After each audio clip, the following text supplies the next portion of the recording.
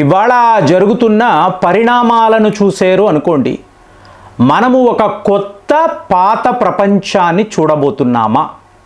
ఏంటండి కొత్తది, ఏంటంటే పాతది అంటే ఇక్కడే చాలా చాలా ఇంపార్టెంట్ విషయాలు మాట్లాడుకోవాలి. ఇప్పుడు భారత్ పాకిస్తాన్పై యుద్ధము ప్రకటిస్తే, వాళ్ళపై దాడులు చేస్తే ఇమీడియట్గా టర్కీ, సౌదీ అరేబియా పాకిస్తాన్ని కాపాడడానికి వాళ్ళ అస్త్రశస్త్రాలు దళాలను ముందుకు తీసుకువస్తారు. ఇది వీళ్ళ డిఫెన్స్ ప్యాక్ట్ అండి. అంటే జీడా అనబడే నగరములో ఇప్పుడు పాకిస్తాన్ యొక్క ప్రధానమంత్రి అలాగే వాళ్ళ చీఫ్ మార్షల్ అసీం మునీర్ వీళ్ళు ఉన్నారు. సో ఇప్పుడు ఎర్దోగాన్ వీళ్ళతో జాయిన్ అవుతాడు. వీళ్ళ మధ్య ఒక అగ్రిమెంట్, దీన్నే వాళ్ళు ఇస్లామిక్ నాటో అని అంటున్నారు. అంటే పాకిస్తాన్, సౌదీ అరేబియా, టర్కీ వీళ్ళు కలిసిపోతారు.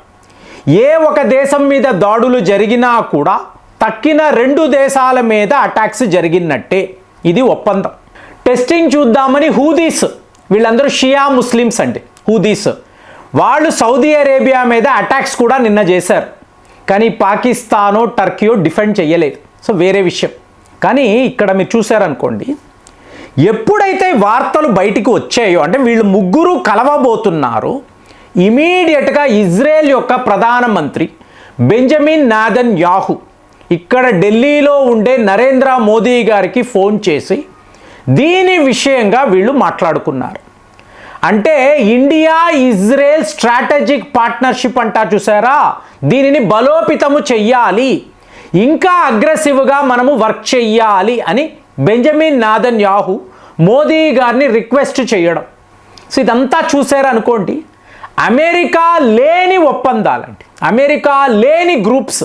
అంటే అమెరికాను డెలిబరేట్గా వీళ్ళు పక్కన పెడుతున్నారా డౌట్ వస్తుంది కదా. సో ఇక్కడ సమీకరణను చూడండి. ఇదంతా మనకు ముందే తెలుసా అంటే ఇజ్రాయెల్, భారత్ యొక్క రా ఏజెంట్స్, ఇజ్రాయెల్ యొక్క మోజాద్ ఎంత క్లోజ్ క్వార్టర్స్లో వర్క్ చేస్తారో అనడానికి మీకు చెప్తున్నాను. ఇప్పుడు పాకిస్తాన్ అంటాం. భారత్ ఏం చేసిందండి? పాకిస్తాన్ విషయంలో ఒక అష్ట దిగ్బంధాన్ని మనము క్రియేట్ చేసామా అంటే, ఒకవైపేమో తాలిబాన్, తెహ్రీక్ తాలిబాన్ పాకిస్తాన్, ఖైబర్ పాఖ్తూన్ఖ్వా ఈ ముక్క అనేది అటు వెళ్ళిపోతుంది. ఇంకొక వైపు August 11 Balochistan, republic of Balochistan కొత్త దేశము అని వాళ్ళు ప్రకటించుకున్నారు. మరి ఇటువైపు పిఓకే అంటున్నాం. అంటే భారత్ ఏం చెయ్యాలో మెల్లమెల్లగా ఇంచు బై ఇంచు మనం ముందుకు వెళ్తున్నాం. మీరు గమనిస్తున్నారో లేదు? సో ఇది పాకిస్తాన్ విషయంలో మనము తీసుకున్న అతి ముఖ్యమైన నిర్ణయం, అంతేగా. ఇక రెండవ లెవెల్లో వీళ్ళు మాట్లాడుతున్న టర్కీ, ఎర్దోగాన్. మీకు అటువైపు చూడండి, సైప్రస్, గ్రీస్, అర్మీనియా. సో ఈ మూడు దేశాలకు కావలసిన ఆయుధాలు భారత్ నుంచి వెళుతున్నాయి. ఆల్రెడీ మాట్లాడాం కదా. అర్మీనియా అయితే వాళ్ళ రిపబ్లిక్ డే రోజున మన ఆయుధాలను డెమాన్స్ట్రేషన్లో చూపించారు. అంటే టర్కీ చుట్టూర్తా మీకు ఒక వలయాన్ని మనం క్రియేట్ చేస్తున్నాం. ఇక మూడవ విషయాన్ని చూసారనుకోండి, సౌదీ అరేబియా. ఇక్కడేనండి. అంటే ఒక 3 నెలల క్రితం ఏదో జరిగింది అంటే దాని యొక్క రెపర్కషన్స్ ఇవాళ చూస్తాం. జైశంకర్ గారు పదే యూఏఈకి వెళ్ళడం. ఈయన ఎందుకు వెళ్ళాడు? అందరూ ఆయిల్స్ అనుకున్నారు. ఆయిల్స్ అలాగే ఈరాన్ వైపు నుంచి వస్తున్న దాడులు ఆపడానికి వాళ్ళు భారత్ సహాయం అడిగారు. ఇదే కదా, నేనే నా వీడియోస్లో ఇదే మాట్లాడాను. తరువాత అజిత్ దోవల్ గారు కూడా 2 సార్లు నుంచి 3 సార్లు యూఏఈ వెళ్ళడం. మొన్నటికి మొన్న మోదీ గారు కూడా ఒక 3 అవర్స్ యూఏఈకి వెళ్ళి అక్కడ నుంచి ఆయన తన ఫారిన్ ట్రిప్స్ని కంటిన్యూ చేయడం.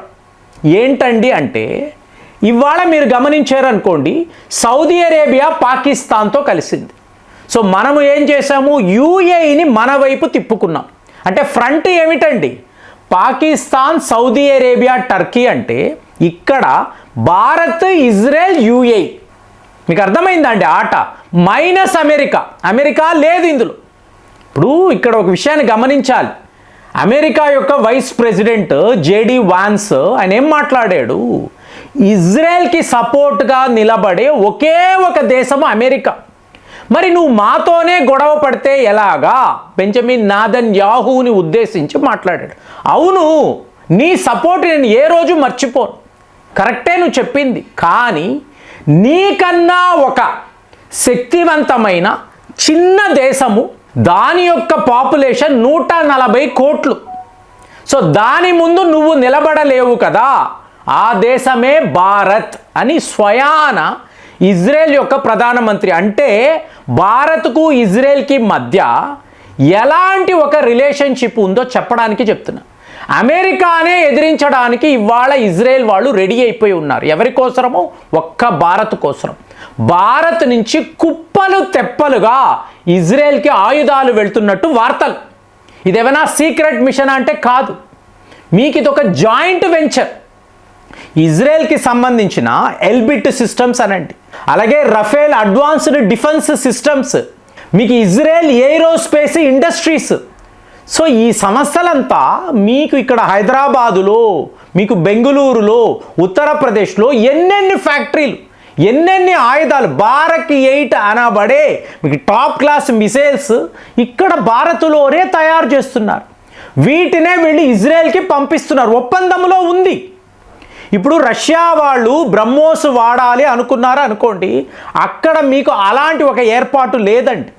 బ్రహ్మోస్ అనేది ఆ లైసెన్స్ రష్యా వాళ్ళు మనకిచ్చారు. మనము అమ్మాలి అనుకుంటే రష్యాకు అమ్మగలం, కానీ శాంక్షన్స్ కదా, మనం అమ్మం. కానీ ఇజ్రాయెల్తో ఆ ప్రాబ్లం లేదండి.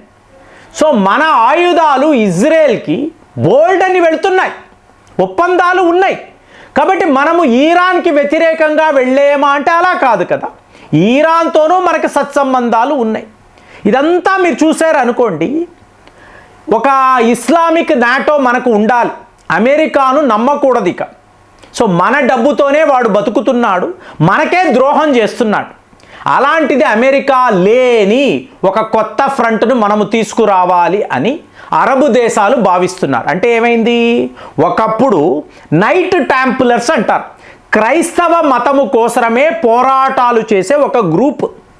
సో వీళ్ళు దేశాలను అలా ఆక్రమించుకుంటూ వెళ్ళారు. ఇంకొక వైపు ఓటమాన్ ఎంపైర్ అంటాం, ఓటమాన్ సామ్రాజ్యం. సో వీళ్ళు ఇస్లాం మతము కోసము ఎన్నో దేశాల మీద దండయాత్రలు చేశారు. వీళ్ళని విడిచిపెట్టారు అనుకోండి, ఒక యూద మతము, ఒక హిందూ మతం. హిందూ మతం నుంచి విడిపోయిన వాళ్ళే యూదులు. వీళ్ళే ఇజ్రాయెల్లో ఇవాళ నివసిస్తున్నారు. మొత్తం ఆచార వ్యవహారాలు ఒకేలాగే ఉంటాయి. మీకు ఇజ్రాయెల్ అనే పేరే ఈసా రాయల్. ఈసా అంటే శివుడు, రా అంటే రాముడు, ఎల్ అంటే దేవుడు. ఇదే ఇజ్రాయెల్. సో వీళ్ళు ఇవాళ భారత్తో కలిసిపోతే అంటే 3 గ్రూపులండి.